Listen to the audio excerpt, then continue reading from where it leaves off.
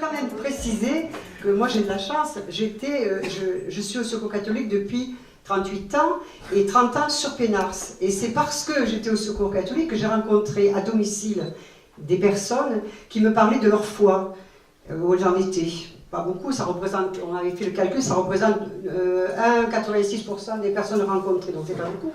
Et je portais ça dans mon cœur et ça m'embêtait un petit peu de ne pas avoir de solution. Alors on a essayé des groupes de ci, de là, mais moi ça ne marchait pas tellement bien. Finalement, le prêtre de ma paroisse m'a demandé si je voulais participer à quelque chose qui se mettait en place, donc par le catéchuménat, les recommençants. Donc j'ai accepté, évidemment avec joie, je me suis dit enfin il y a un truc. Alors je vous le dis, c'est très très long à bien faire démarrer parce que les gens vous disent qu'ils vont venir, mais en fait ils ne viennent pas. Et nous on a trouvé le truc, on va les chercher.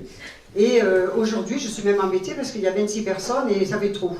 On est trop nombreux. Mais bon, il faut vraiment du temps, de la patience, aller les chercher et puis surtout avoir un thème et travailler sérieusement. C'est ce que l'on fait donc, dans ce groupe-là.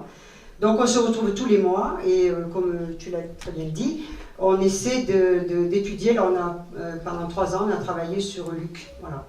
Alors le groupe du catéchuménat a formé les recommençants qui s'adressent à des personnes qui ont été soit baptisées ou qui ont connu un petit peu de catéchisme, un petit peu. Ce ne sont pas des personnes qui ne connaissent rien.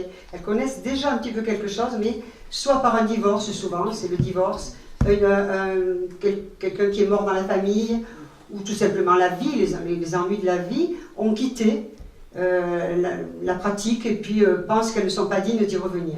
Alors on ne reste pas dans ce groupe-là, on ne fait que passer. Alors, Dieu merci, il y en a qui restent, ce qui permet d'avoir des témoins, hein, on a besoin de témoins. Mais bon, depuis 20 ans, on a vu passer beaucoup de monde, on a préparé des personnes à la communion, et puis des personnes qui se sont engagées ailleurs. Moi je trouve ça formidable quand les gens nous disent bon ben on quitte parce qu'on va s'engager ailleurs. Voilà. Et alors un mot maintenant du groupe de parole dont tu as parlé Anne-Claire aussi. Alors tout ça, c'est vrai 30 que... secondes. À 30 secondes, j'ai essayé. Moi j'ai toujours eu le souci que vous parliez de donner la parole, mais donner la parole, je pense qu'il y a des merveilles à entendre des personnes que l'on rencontre et que l'on accompagne.